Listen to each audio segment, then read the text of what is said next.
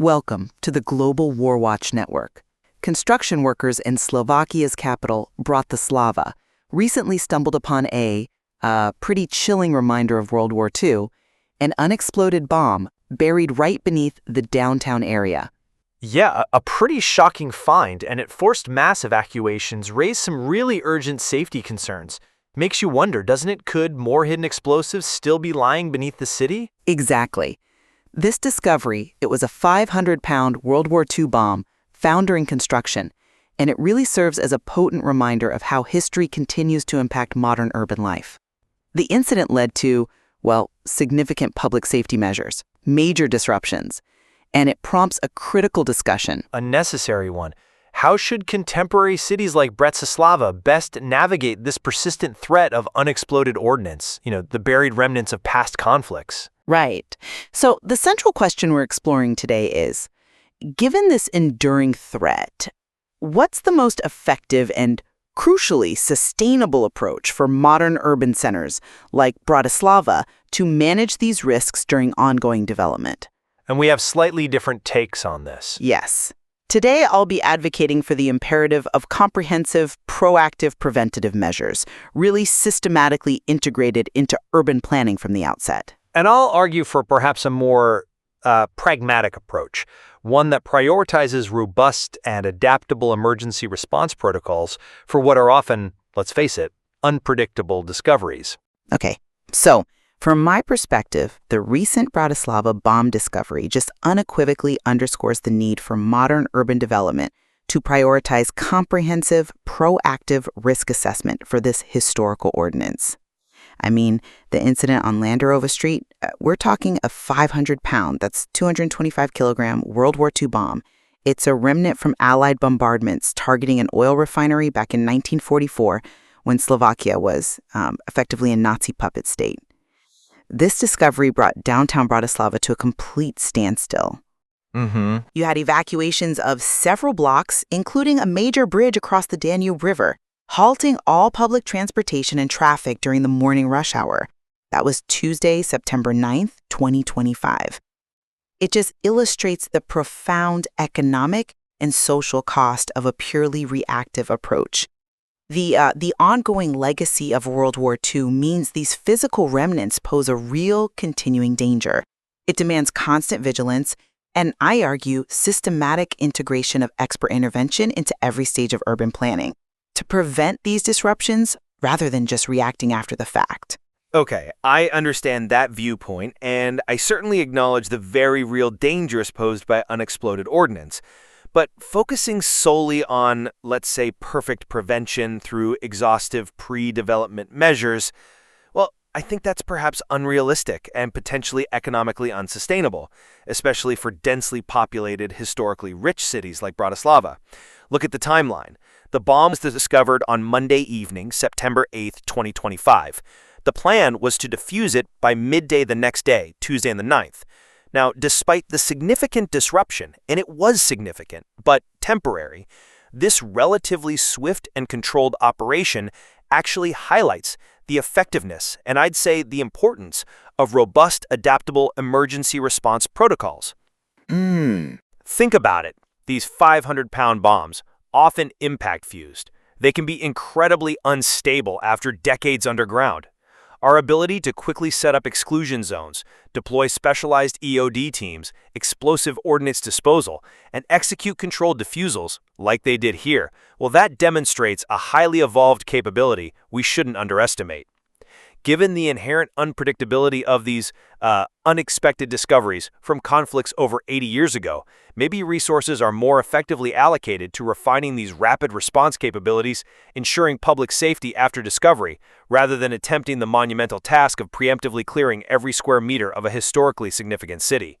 But the level of disruption, though, mass evacuations, shutting down critical infrastructure like the Danube Bridge, stopping morning rush hour traffic, that argues strongly that just having an effective response isn't enough.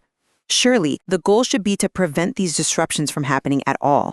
I mean, can we really afford to just wait for the next incident, hoping our swift response will be sufficient when the stakes are potentially so high? The cost of lost productivity, public anxiety, even for just one day, I believe that far outweighs the investment needed for thorough historical mapping, advanced subsurface scanning, and specialized protocols during construction work.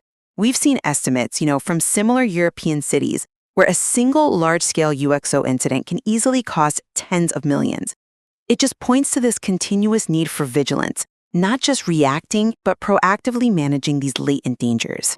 Right, I see why you advocate for prevention. And the scale of the Bratislava incident was, yes, considerable. However, Bratislava's response, discovering it Monday evening, planning defusal by midday Tuesday, that demonstrates a highly capable system in action. That swift action arguably mitigated what could have been a far worse scenario. For cities with centuries of layered history, a complete preventative sweep for all potential ordnance, from all those Allied bombardments on targets like the oil refinery in '44, it's just an immense task, maybe even impossible. And while the economic cost of an incident is high, think about the cost of an exhaustive, citywide pre-clearance project. It could be astronomical, potentially paralyzing the very urban development we're trying to facilitate. The fact that it was an unexpected discovery itself suggests that some remnants will always surface, making an agile, decisive emergency response perhaps the most practical and sustainable strategy for a city living with such a complex past. Okay, while I agree the swift response was commendable, my concern, building on your point about needing continuous development, is that we're essentially accepting these major disruptions as somehow inevitable rather than proactively mitigating them. Construction on Land or Rover Street, which is essential for modern growth, surely can't proceed safely if these historical hazards aren't addressed systematically beforehand. Prioritizing development without adequate proactive risk assessment, well, it feels like it could lead to more frequent, maybe even more severe disruptions, ultimately undermining the very progress we intend. These historical echoes in urban development are precisely why these risks must be foundational to planning. And as the details show, Slovakia being a Nazi puppet state during World War II underscores its relevance as a target and just how pervasive this legacy is. It's not just an echo, it's a current physical reality beneath our feet. I'm sorry, but I just don't quite buy that the only alternative to reactive management is this all-encompassing, prohibitively expensive pre-clearance. The argument for continuous urban development is compelling, and completely halting or excessively delaying projects for exhaustive searches could genuinely stifle a city's growth, its economic vitality. Remember, this incident happened during ongoing construction development is occurring. The real issue, I think, is how we integrate safety into this ongoing process without making it prohibitive. Bratislava's ability to evacuate, to manage the situation promptly, yes, it was disruptive, but it confirms that robust incident management is a viable path. We have to find a balance, surely, that allows progress without paralyzing it, acknowledging that some level of risk will likely always remain given the sheer volume of UXO out there. But the ongoing legacy, the persistent shadow of World War II, that's a multi-generational challenge, not just a series of isolated incidents we react to. Bratislava's experience really should serve as a catalyst, I feel, for a long-term comprehensive strategy that moves beyond reacting to individual discoveries. Investing in establishing a detailed historical ordnance map for the entire city, coupling that with mandatory advanced scanning for all significant excavations, that would be a genuinely proactive step. It protects future generations, ensures safety, and adds predictability to urban expansion. Think about the comprehensive UXO databases developed in places like Berlin or Rotterdam. They integrate wartime aerial photos with construction plans, allowing for predictive modeling of high-risk zones. This guides targeted scanning, ground-penetrating radar, magnetometry, detecting anomalies before they become unexpected discoveries during digging. That's about building resilient cities for the future. That's a compelling argument for a long-term vision, and I absolutely agree historical mapping has its place, especially for prioritizing specific high-risk areas, like those around the oil refinery targeted in '44. We likely have good intelligence on those zones. However, the Bratislava case also highlights the effectiveness of expert intervention in practice. The planned defusing of this 500-pound bomb, that shows the system works. While a long-term strategy is valuable, the immediate practical reality for cities like Bratislava is managing known and, yes, unexpected threats efficiently. The speed with which experts prepared to defuse this bomb found Monday evening, scheduled for midday Tuesday, it showcases a system that functions effectively, even if the discoveries themselves are unavoidable reminders of the past. Is a blanket, all-encompassing search truly the most efficient or sustainable use of resources when a refined, targeted approach combined with world-class rapid response systems offers proven effectiveness? I'm not convinced it is. Well, this discussion has certainly reinforced for me that while the immediate response to the Bratislava bomb was undoubtedly efficient and commendable, the very fact that it happened and the scale of the disruption it caused underscores the critical need for modern urban centers to shift towards a more proactive, more preventative framework for managing this enduring legacy of WWII ordnance. Integrated historical risk assessment using advanced tech, comprehensive mapping.